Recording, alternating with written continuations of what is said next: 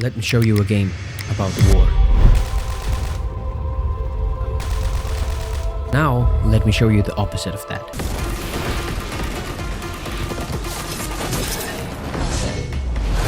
These games are supposed to be completely different in almost every single way. One is gritty, harsh, war-torn, destructive, and most importantly, very, very immersive. The other one is supposed to be fun, goofy, child-friendly, but it seems that one of those are no longer true to that nature. And the reason for that is no secret at all. We all know exactly what caused this, and that was greed.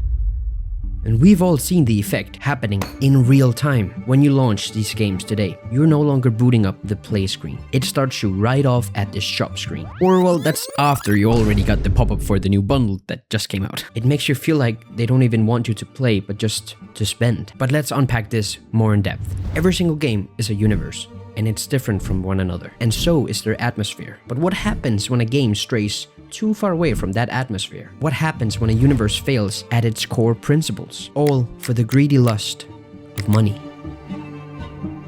See, when a game is being made, in the beginning, it's the developers with a vision and a passion to create a game or a universe that lets people escape from reality and come to life into this new universe for the sole purpose of entertainment. And if they succeed on doing that just right, the game grows, and the universe grows with it and becomes well known, but it also becomes profitable. And if there's one thing that can have a bad influence on a human decision, it's profit.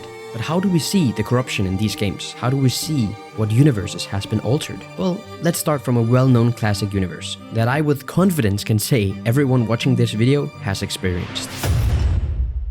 It is no surprise that Call of Duty's atmosphere has changed immensely. That can be partially blamed on skins, bundles, and battle passes. But that's not to say that there should be no skins or no customizations, or to say that goofy skins are bad in itself. I don't think that at all. Some of Call of Duty skins fits perfectly into more unserious atmospheric games, like Fortnite or The Finals or Overwatch. But looking at what Call of Duty once was, it is very, very clear that that universe no longer has the same atmosphere. See, Call of Duty packages itself as a military shooter, but I'm not quite sure what this has to do with military. What war are we fighting here exactly? Disney Channel versus Nickelodeon? Games nowadays are seen as cash cows, quick and easy money grabs. But when Call of Duty games were made back in 2003, that wasn't the entire goal. The goal was to make a game and make people remember that games are supposed to be fun and entertaining. But there's nothing entertaining about spending $50 a week on Tracer bundles. Do you really think that they're interested in making the best game they can every single year? Or are they really just trying to make the best profit off of you every single year? I get that game studios is a business and have to make money. Don't get me wrong, I understand that perfectly well. But tell me again, has it ever been a bad thing to have happy customers? Has it ever been a downside having a good product? Are Call of Duty pushing the line of what is acceptable? Are they finally dragging themselves too far out of reach? Well, maybe not just yet. Because recently, someone who works at Activision has released some information about what's gonna happen with the cosmetic items from all the previous Call of Duties. And it turns out they won't be transferring to Black Ops 7 because they're listening. So are they finally realizing the impact that it had? Or is it just another, we hear you, but we don't really care case? Well, the thing is, I don't work for Activision, so I don't know. But all we can do is wait and see what happens when the game drops. But I want to make something clear. This conversation can feel like I'm putting microtransactions in a bad spot that I don't really think it deserves.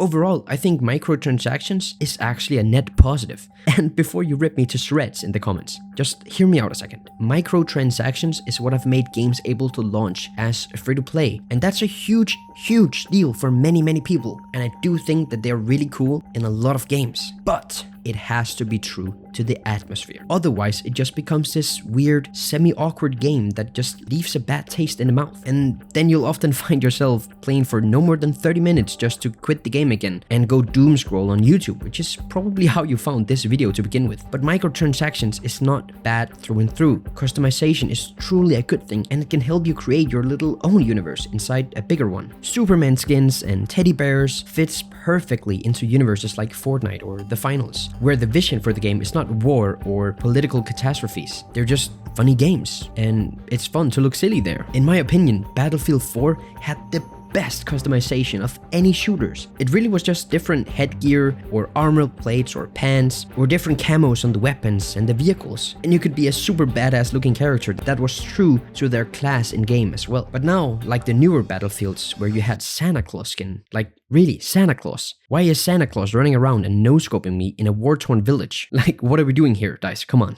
Or Nicki Minaj in Call of Duty. I know this exact topic is so overhated, but in my opinion, it deserves to be hated on. Nicki Minaj.